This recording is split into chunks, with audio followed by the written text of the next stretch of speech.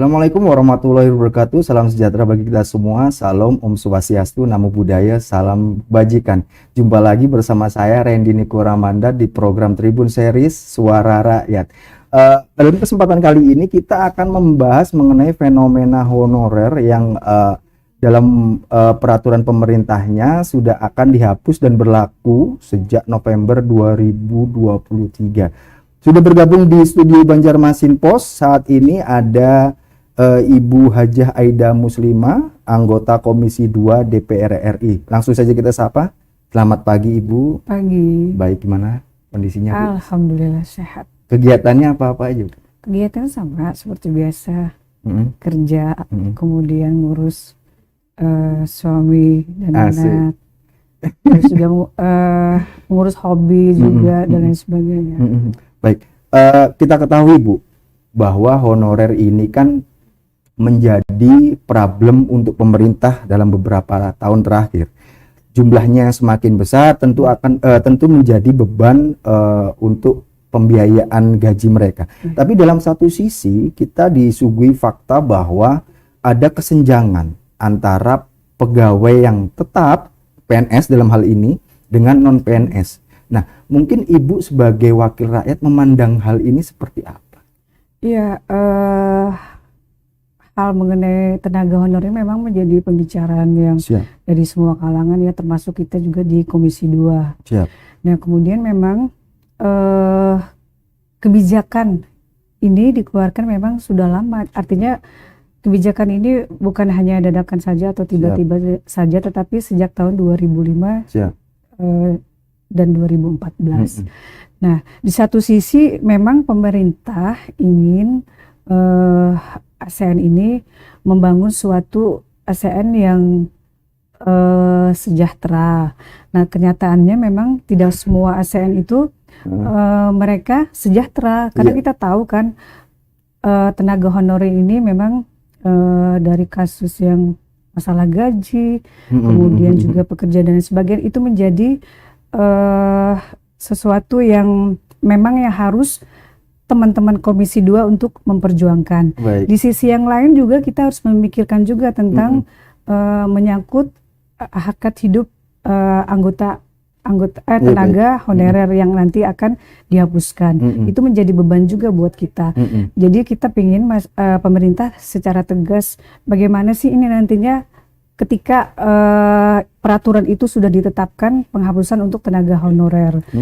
Mereka ini mau diapakan sih ke depannya? Terus juga kemudian apa karena ini menyangkut kehidupan pekerjaan mereka. Dan kita tahu memang masalah tenaga honorer ini juga menjadi masalah yang krusial, karena saya menganggap usia dari mereka itu kan rata-rata sudah berusia 45 tahun ke atas. Kemudian masa kerja mereka juga sudah puluhan tahun, tetapi mereka belum diangkat sampai sekarang.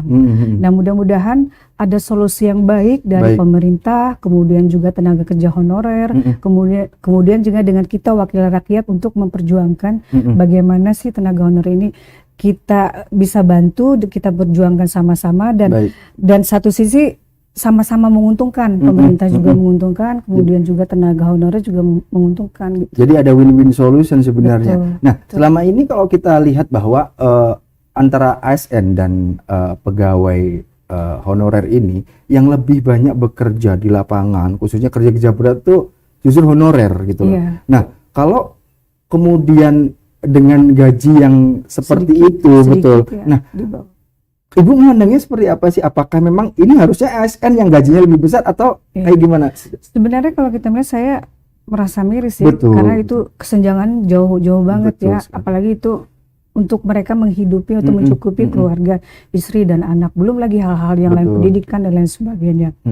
Tetapi kemudian saya sih memang tugas dari tenaga honorer ini kan memang sangat membantu menjalankan pemerintahan di daerah. Tetapi di sisi yang lain mereka kan digajinya cuma seberapa sih gitu kan, tidak sesuai. Tapi ya pastinya dengan harapan nanti dengan adanya mereka mungkin dialihkan menjadi tenaga P3K, itu kan status mereka kan jadi jelas. Terus masalah gaji juga mereka kan juga disesuaikan dengan UMR. Nah itu sih yang diharapkan. Berarti memang Ibu menilai bahwa upaya dari pemerintah untuk menaikkan statusnya ke P3K itu lebih ke kesejahteraan sebenarnya Bu ya. Betul. Oh, oke. Kemudian juga yang saya tahu malah ada satu daerah yang lebih banyak tenaga honorernya daripada ASN-nya sendiri. ASN-nya sendiri. Oh, berarti memang timpang gitu ya. Iya. Tapi kalau untuk di Kalsel Ibu melihatnya seperti apa? Kalau di Kalsel ya hampir semua keluhan dari Siap. semua di provinsi seperti itu. Mm-mm. Tenaga kesehatan, terus Siap. tenaga pendidik, tenaga guru, kemudian juga Satpol PP itu juga menjadi masalah dan Oh, gitu dan ya? mereka ini menjadi keresahan Semua mereka semua gitu loh. mengenai masa depan khususnya. Bagaimana nasib mereka nanti ke depannya. Siap. Dan ya itu tadi kita berharap ada tindak tegas dari pemerintah Mm-mm. untuk mereka mencari solusi yang tepat. Artinya itu tadi masing-masing saling menguntungkan. Itu aja. Oke, win-win solution. Oke, kalau selama Ibu duduk di Komisi 2 DPR RI, mungkin kan sebagai rekan kerja sudah memanggil BKN, Iya, Kemendagri, iya. dan atau instansi yang terkait hal ini. Iya. Mungkin bentuk pembicaraannya seputar apa? Kuota atau pembahasan soal gaji mereka atau seperti apa?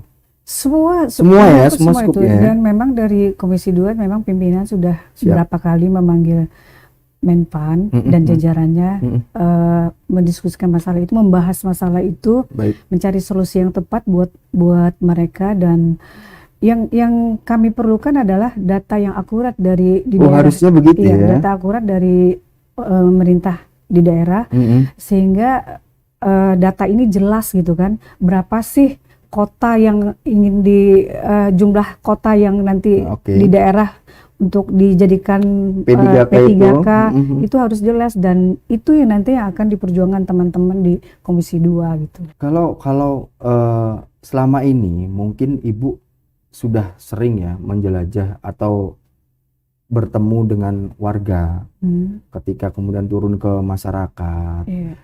Mereka aspirasi mereka apakah ada yang seputar honorer ini atau ada pihak-pihak tertentu yang menemui asosiasi honorer atau gimana untuk menemui berbincang mengenai hal Iya. ini? Banyak ya. Jadi ketika mungkin ini di suatu acara ketemu dengan beberapa teman-teman guru, Baik. karena dan mereka langsung menyamperin kita dan bilang, aduh Ibu tolong dong perjuangkan kami. Karena selama ini kami masih tenaga honorer, apalagi nanti kan 2023 itu kan tenaga honorer akan dihapuskan. Iya, benar. Tolong dong Bu perjuangkan. Kemudian juga pada saat kita hadir di suatu acara, sama kita ketemu juga dengan beberapa guru agama, mereka juga pengen Bu tolong dong perjuangkan ya. Mudah-mudahan kami nih di Komisi 2 semua sangat prihatin dan betul-betul ingin memperjuangkan hal itu gitu loh. Karena mengingat nasib mereka yang selama ini sudah Bu ya. Betul. Baik, kalau itu kan menjadi masalah krusial, juga menjadi concern sebenarnya di Komisi 2. Iya. Nah, kalau dalam hal-hal yang begitu, mungkin apa sih yang ingin disuarakan Ibu, atau BKN itu harusnya begini, kalau kritik pemerintahnya kayak gimana Bu? Kalau pengen mengkritik pemerintah seumpama Ibu. Ya tadi yang saya bilang harus ada ketegasan dari pemerintah, Oke, termasuk ketegasan juga ya. dengan BKN, karena ini menyangkut kehidupan orang banyak, jutaan orang banyak Baik. gitu kan, dan mereka benar-benar berjuang gitu loh, berjuang dari awal hingga sampai puluhan tahun mereka mengabdi, memberikan pelayanan kepada masyarakat, dan itu harus betul-betul diperjuangkan. Ke depannya. Iya betul. Oh gitu. Kalau bicara Kalsel, honorer di Kalsel, ini kan kita melihat daerah yang sangat luas, bahkan ada beberapa yang masih masuk terpencil. Iya. Nah, sementara tenaga ASN-nya kurang. Nah, solusinya untuk menutup kalau kemudian honorer ini dimasukkan ke PPK, Ibu menilainya harusnya begini nih, pemerintah kayak gimana?